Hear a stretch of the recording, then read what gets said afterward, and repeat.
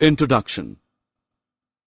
Hello friends, what do we need to run our television set, refrigerator, DVD players, video games, computer and fax machines? Yes, it is electricity. Electricity has always been around because it naturally exists. Lightning, for instance, is simply a flow of electrons between the ground and the clouds. Objectives. At the end of this lesson, you will be able to define electricity, establish the relation between electric current and charges, identify the two types of electricity, define conductors and insulators. How do you study in the late evening? Of course, you light up your room using an electric bulb. Have you ever wondered what causes the bulb or the tube to light up? They need electricity to light up. Electricity passes through the wires and reaches the filament of the bulb, heating it up to glow. When we comb our hair with a plastic comb and take it near the small pieces of paper, the paper pieces are attracted toward the comb. We then say that the comb is charged with electricity. This was first noticed by a Greek man named Thales over 2,500 years ago. Thales found that amber attracted tiny feathers after it was rubbed with silk cloth. This was due to static electricity. The origin of the word electricity comes from the term electron.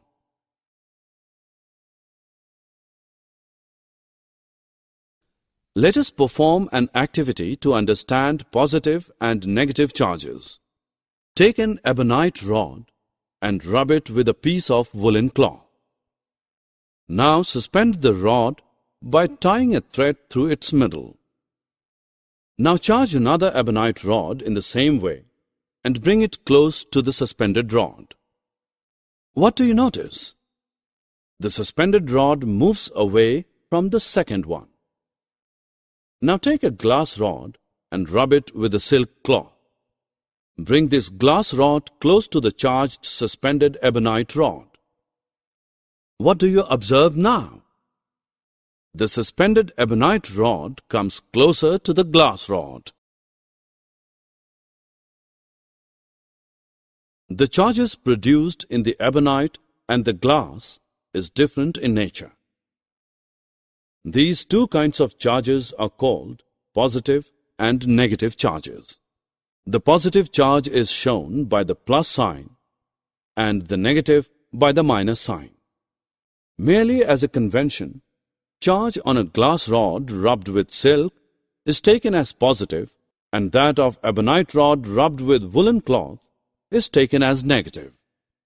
From the earlier activity we can conclude that like charges repel each other and unlike charges attract each other.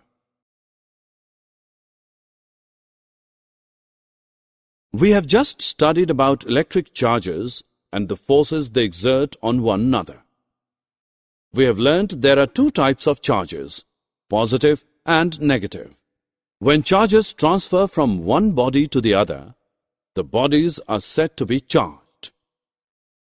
The moving or flowing charges produce an electric current. An electric current consists of a movement of negative charges, that is, electrons. The flow of electrons gives us electricity. Electric current is measured by ammeter.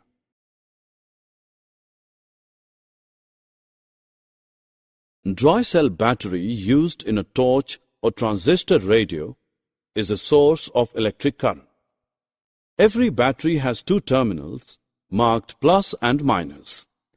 When a metallic wire connects these two terminals, the electrons resulted from chemical reaction start flowing through the wire, constituting an electric current. These electrons flow from the negative to positive terminal. Thus, A cell is a simple device in which chemical energy is changed into electric energy.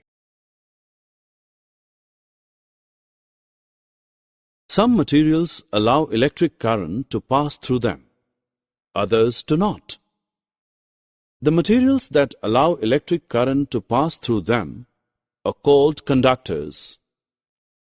Iron, copper, brass, aluminium, silver, gold, graphite, etc. are the conductors of electricity. The materials through which electric current doesn't flow are called insulators. Insulators are also known as non-conductors of electricity. Paper, wood, plastic, cloth, eraser, rubber are the insulators. Pencil lead is made of graphite. It is a form of carbon. It is non-metal, but it is a conductor of electricity. It can be tested whether a given material is a conductor of electricity or not. The given material between the free ends of wires in an electric circuit. Face the given material between the free ends of wires in an electric circuit. Bring the free ends of the two wires close. Now let them touch each other. If the bulb glows, the material is electrically conducting, otherwise it is an insulator. Both conductors and insulators are important while using electricity. The conductors like copper or other metallic wires are used for electric supply, but at the same time, these metallic wires are coated by insulating materials like plastic or rubber for safety. Summary. Let us summarize what we have learned. Electricity is a form of energy. Charges always occur together. Like charges repel, and unlike charges attract each other. The flow of electrons is called electric current. Lightning is an electric discharge in the sky. Cells are sources of electric current.